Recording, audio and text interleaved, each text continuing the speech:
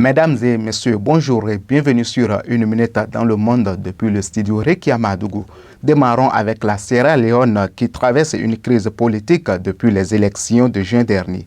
Le pays a décrété un couvre-feu sur l'ensemble de son territoire après l'attaque avortée d'une armurerie et des affrontements armés dans la capitale Freetown. La CEDEAO a parlé dans un communiqué de tentative de faire main basse sur des armes, mais aussi de troubler la paix et l'ordre constitutionnel, langage communément employé pour les coups de force politiques. La communauté a exprimé son soutien au gouvernement en place, tandis que le ministère de l'Information a assuré que le gouvernement était maître de la situation. Il a reconnu que les assaillants avaient attaqué des prisons de Freetown et que de nombreux détenus s'étaient échappés, sans autre précision sur ces assaillants. Rendons-nous au Mali. Hadjo est libre. Hans Joachim Lor, surnommé Père Hadjo, le diminutif de son prénom par la communauté chrétienne de Bamako, avait été enlevé le 20 novembre 2022 à Bamako. Il était retenu en otage par le JNIM, le groupe de soutien à l'islam et aux musulmans liés à Al-Qaïda. Après 1 an et 6 jours de détention, il a donc été libéré ce dimanche matin.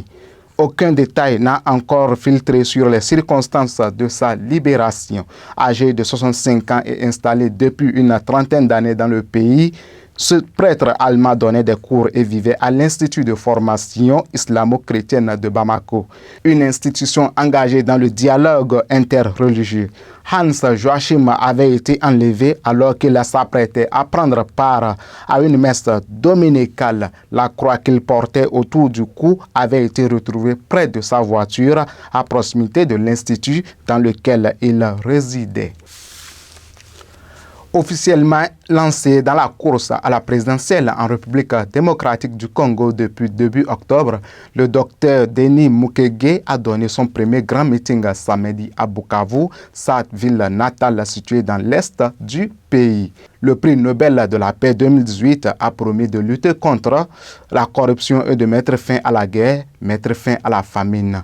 Alors que le pays connaît un pic de crise avec le retour sur scène de l'ancienne rébellion du M23. Aux États-Unis d'Amérique, le président Joe Biden ne participera pas à la COP28 qui se tiendra à Dubaï, a rapporté un responsable américain hier dimanche. La conférence de l'ONU sur le climat qui se tient à partir du 7 au 12 décembre aux Émirats arabes unis devrait réunir un record de plus de 70 000 participants selon la présidence émiratie, dont le pape François. Ni l'agenda de Joe Biden ni celui de la vice-présidente Kamala Harris, tous deux publiés par la Maison-Blanche, ne mentionnent de déplacement à Dubaï cette semaine.